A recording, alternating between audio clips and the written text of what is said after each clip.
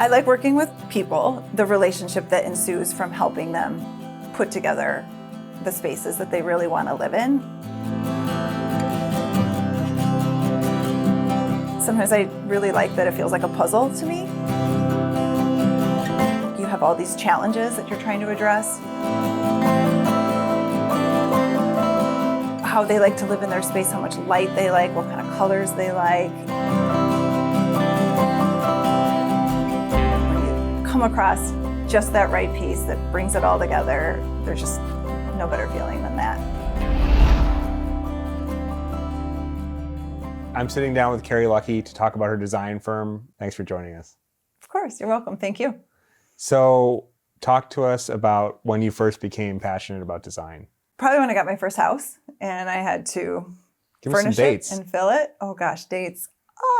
2002. 2002, okay. I had my first big girl house and had to decorate it. Made probably every mistake in the book. Redid it, fixed it, learned a lot along the way, and then learned another great deal of interior design in the next house that my husband and I purchased and decorated as well. So you didn't come to design by way of a formal education. No, I'm self-taught. So explain to me how you learned, what your best resources were, and what you bring from a former life that customers might find a differentiator. So prior to starting my interior design business, I worked in biopharmaceutical sales, did that for 25 years, and just was ready to get out of the corporate grind. Had learned a lot, as I mentioned, along the way, decorating my own homes, and enjoyed that process.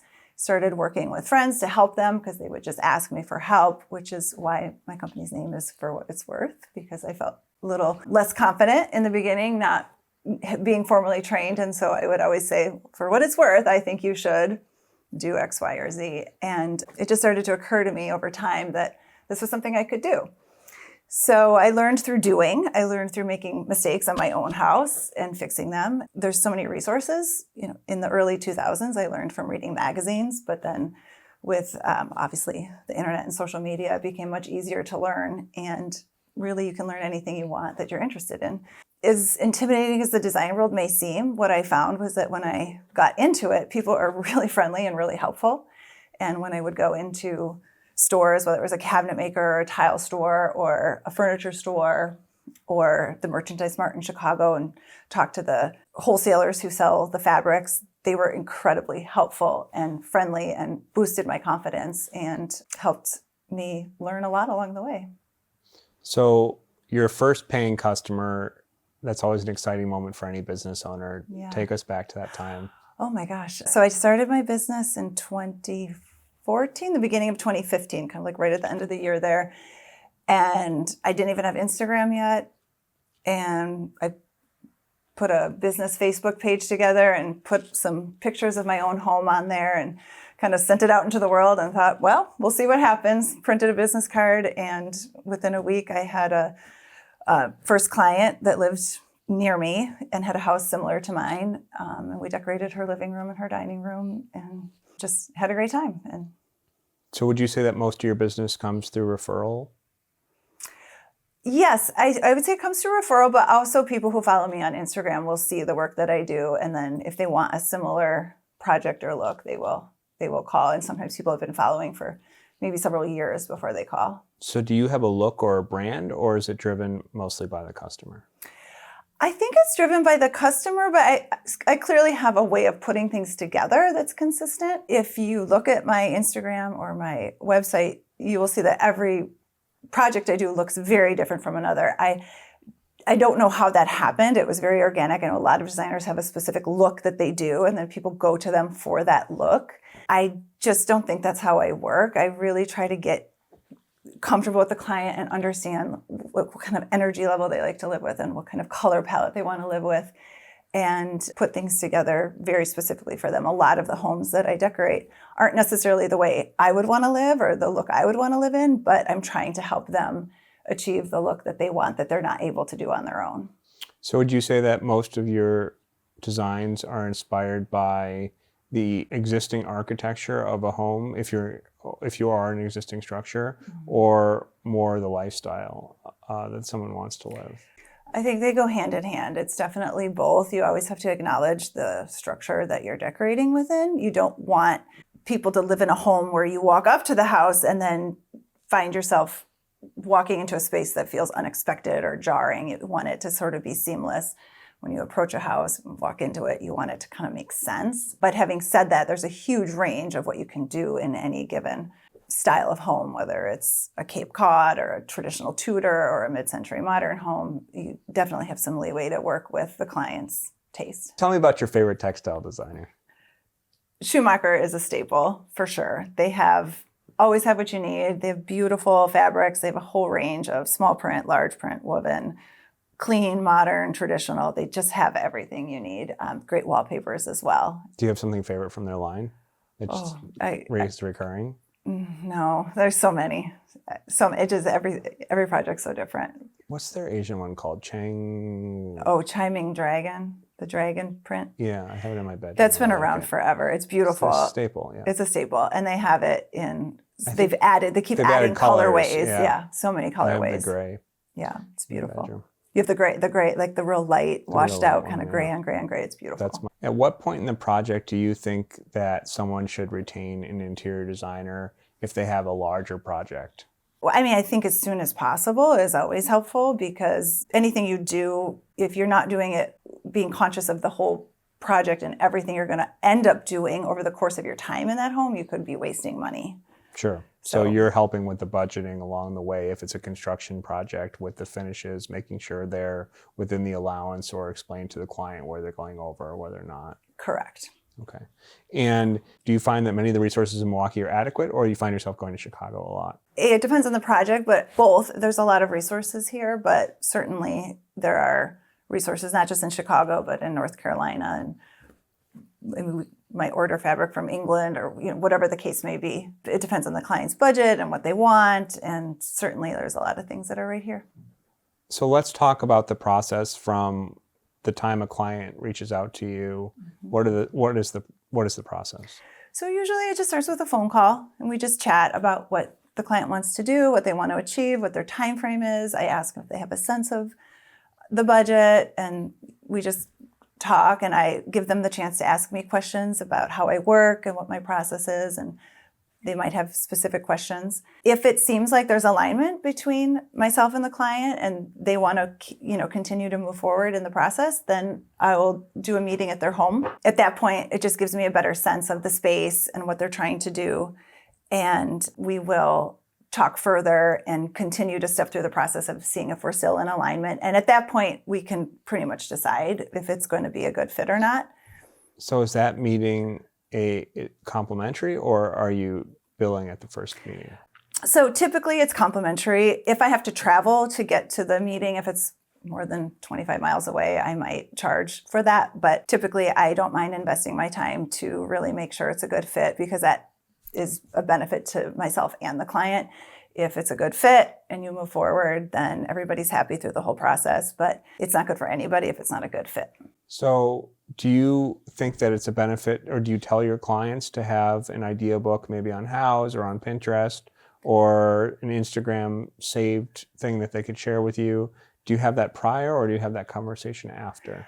Usually after the phone call, I might ask if they're not clear on what they want, and I can tell they're a little ambivalent about what their style might be and what they want, then I will ask them to put together a file for me to look at. And it helps to sit down and just ask them, so if they show me a picture they like, well, what do you like about it? And what don't you like about a different picture? So that's very helpful. Do you find that couples being in alignment on budget and style is important prior to your first meeting, or are you able to help shepherd people through that process? So certainly with budget, that's a hard stop. So couples need to be in alignment on the budget. However, in terms of stylistic questions, there can be a lot of fun there working with clients to help them merge their ideas together or meld two different styles, as long as they both realize it's not all going to be one style, and they can kind of pick high points and low points of when their style gets to be highlighted. It can work out really well. Do you feel like that's a common problem, or usually is one person in the relationship in charge and the other person doesn't really checks out? There's usually one person that's dominant in that, but there will be like a, first right of refusal from the person who's less dominant in the decision making. So it's just different every time. It's just very, very different. And you just get to know people and you figure out how to work with them and how their decision process works. And it's really important to know up front who is making the final decision, because the last thing you want to do is work through a whole design process thinking this person is the complete decision maker just to have the spouse say, nope, that's not going to work. So you need to really find out up front who's the final decision maker and make sure everybody is in all the meetings. Do you find that people are very conservative in their design style compared to what you want to do in Milwaukee, when you're working in Milwaukee, or do you find that people are pretty receptive to the level of detail and sophistication that you want to bring to a project? I think it's just individual. It just depends on the couple and what they're looking for. Some people if they're hiring a designer, it's because they want something special. They don't want their home to look like every catalog that will show up at the door front. So they are generally open to suggestions about doing special things that are custom. I mean, everything is so available to us at this point. With pretty much anything you want to buy online, you can get. So it's not the design world of 20, 30 years ago where designers had access to things that nobody else could get. Everybody can get everything. So what we bring to the table is really how it all gets put together, how those decisions get made, helping people through that process, but also doing things that are special and custom, that are handmade, that you cannot buy in a store, is, I think, where we come in at this point. Are most of your soft goods bespoke, or? Yeah. Yeah. When I think about it. Mm-hmm. And you specialize in soft goods in your practice currently. You'd say most of your practice is soft goods, and then a fraction of it is construction. That's true. Mm-hmm. Okay. And I know we're working on your house, and it's going to be beautiful. Can't wait. You did such a great job with the construction documentation. Thank you. In that process, working with a builder, what can the builder do to make your job easier? Well, I mean, the nicest thing about working with Levante for my husband and I was that Dave was there at all the construction meetings and worked hand in hand with myself and the architect, so that we didn't go off on a path that wasn't going to work. He brought in a structural engineer so that we could decide some critical decisions that were going to be involved in the budget. And it just makes everything feel really seamless and comfortable, and just felt much easier than projects in the past I've done where we don't have somebody like that on hand from start to finish. So you do think bringing the builder in at the beginning Absolutely. of the project is essential. That's been a recurring theme that we've seen throughout these interviews, is get the whole team involved at the beginning: architect, designer, engineer, and builder. Yeah. And there seems to be a reluctance to do that, especially in our market where people are pushed towards design build. There's a lot of advertising towards that. Yeah. I guess I can't tell you the number, and you probably see how many of those projects that we fix because they aren't put together well, and they were designed either by someone who doesn't have experience or refinement, or someone who used all of someone's budget and may not have been as thoughtful as they could about where they spent the money. Yeah. So can you talk a little bit about where the most important places are to spend money, and where maybe you could use something less expensive? Oh, wow. That's a hard one.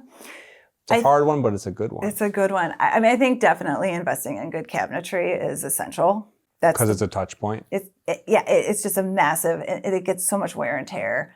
They look better when they're built well. They work better. They work longer. The last thing you want to do is put your favorite countertop and backsplash and faucet and sink in, and then 20 years later, you're like, gosh, these cabinets just aren't holding up. That's not a good feeling. 5 years in some cases with box cabinetry. Right. Yeah. Right. But if you really invest in custom cabinets, they can last a lifetime. And then, maybe you swap out a countertop later, or the next owner does, but you have that investment. I think it really does improve the value of your home. And your floors, you can't change out floors constantly. I feel like those are the two things. Like, you can switch a light fixture, you can get inexpensive tile that looks good, you can add window treatments later, or save some of your budget in the short term to, add those features later. But the foundation really is the floors and your cabinetry. Casework and flooring. Yeah. Okay.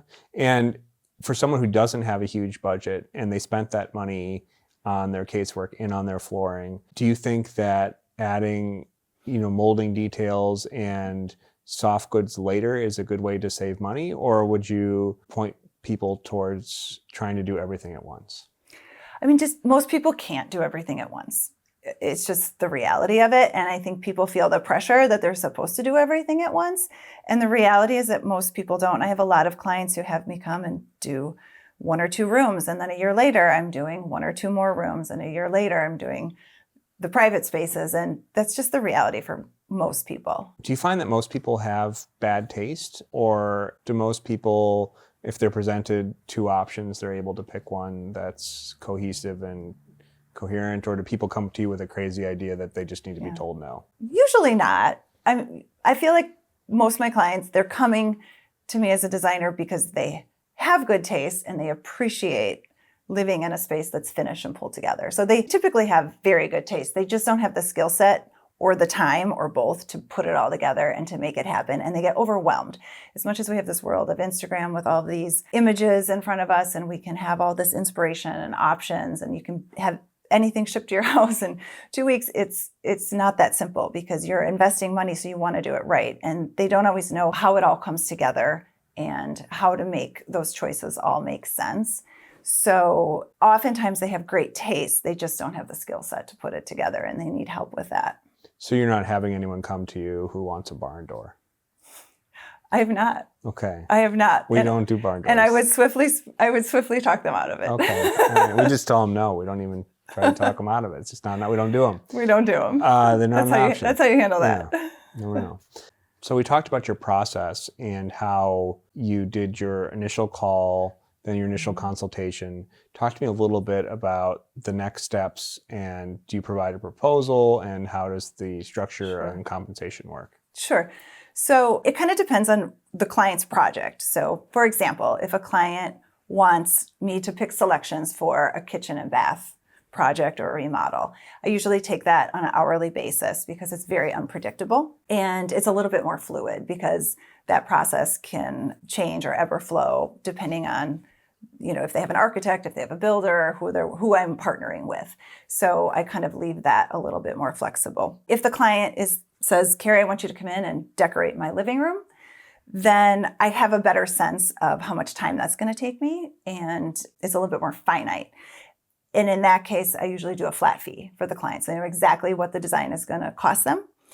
And we flesh out what their goals are, what they want to achieve, what the budget is. I usually have to tell the client what the budget is, because they'll have looked at my Instagram and they kind of know they've called me because they want what I do. And so really they don't know how much that costs typically. So I will work with them to establish the budget. Sometimes there's some back and forth with that. We might have to scale the project down a little bit. We might have to say, we'll dial back here, what's most important to them, whether it's a really nice rug, window treatments, and we'll make sure we put the money where it's most important to them. What I'll do then is give a design presentation where I will show them samples of everything, a floor plan. If they want 3D rendering, I can do that. I generally charge extra for that.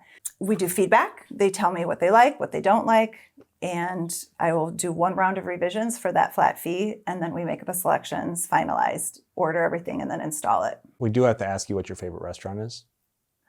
Okay, well, I can't pick a favorite because it's Milwaukee. There's a lot of good restaurants here. Pick okay, whatever so comes to your mind. To eat, Ama Linda. Yeah, to eat. Ama Linda and La Miranda. It's the best. So good. They need a facade improvement there. Well, that's, as a designer, it's like you have to have the complete package. So for aesthetics, Harbor House is my favorite. Carrie, thank you for taking the time to sit down with us. We look forward to working on your home and taking a tour for everyone who enjoyed this. We will link in the description when that video series does come out to watch a designer at home do her own project. Awesome. Can't wait to work with you on that, and really excited for you and your business in the next chapter. Thank you. Appreciate it.